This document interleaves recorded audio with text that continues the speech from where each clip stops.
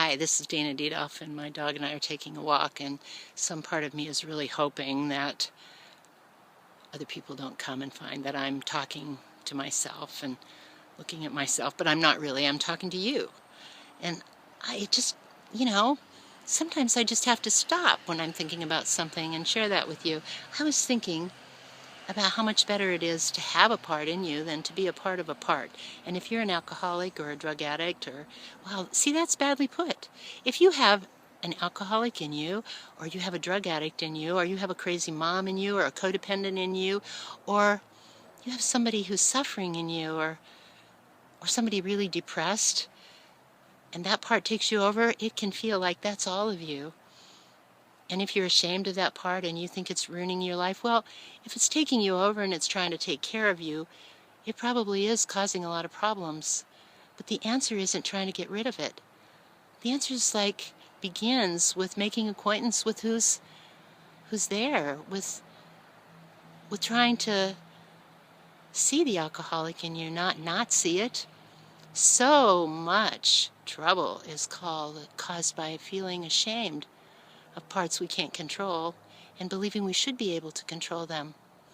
But some parts, like some drug addicts, for instance, begin using very young just to feel better or hook up with somebody or just to have a friend. Who knows?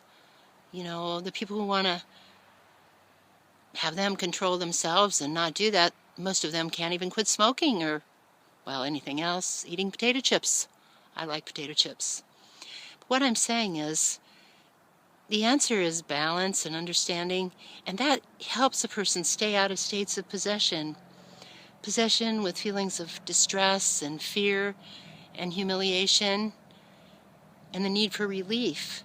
If you know, for instance, that you need relief from pain, and you can see the part of you who's used to getting that with alcohol, maybe you can take care of that part, take it to a meeting. Let that part of you talk. It's not all of you, Inside of you there is awareness. There is a big enough awareness to see all the parts of you. It's very hard to love the parts of you if you don't even know them. And if you've come to believe that knowing them is scary, then you may never make their acquaintance. And sometimes you may see them looking back at you in the mirror and saying, hey, did you see me? Well, if you don't see them, you will. Anyway, it's a process, a process of getting acquainted. If you're an alcoholic, or you have an alcoholic in you, or a drug addict in you, or a codependent in you, or a gambler, or somebody who spends money or eats in the middle of the night or does something, well, maybe that part just wants to help you feel better and doesn't see the whole picture. So maybe you could see the whole picture. But first you'd have to know where that piece fits in.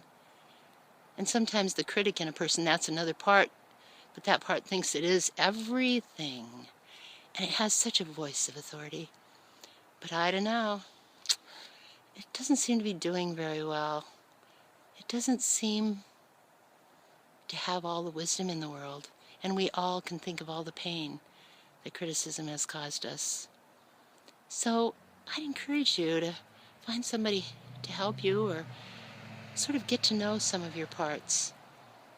One way to do that is, if you have an addiction problem, is to go to a meeting, because even the parts you don't like in the meeting that are showing up in other people, well, those could be parts in you that you would rather not see in you. Sometimes people go to meetings and they say, well, I don't like to go to meetings because there are big whiners at the meeting. Well, one of the reasons people go to bars is so that they can talk about what feels bad without somebody judging them. Good reason to go to AA. But not if you don't like that part of you. Not if you don't understand that part of you needs your ear. Needs you to take care of it so it doesn't have to take care of you. Anyway, time to walk my dog. Nice talking to you. Bye.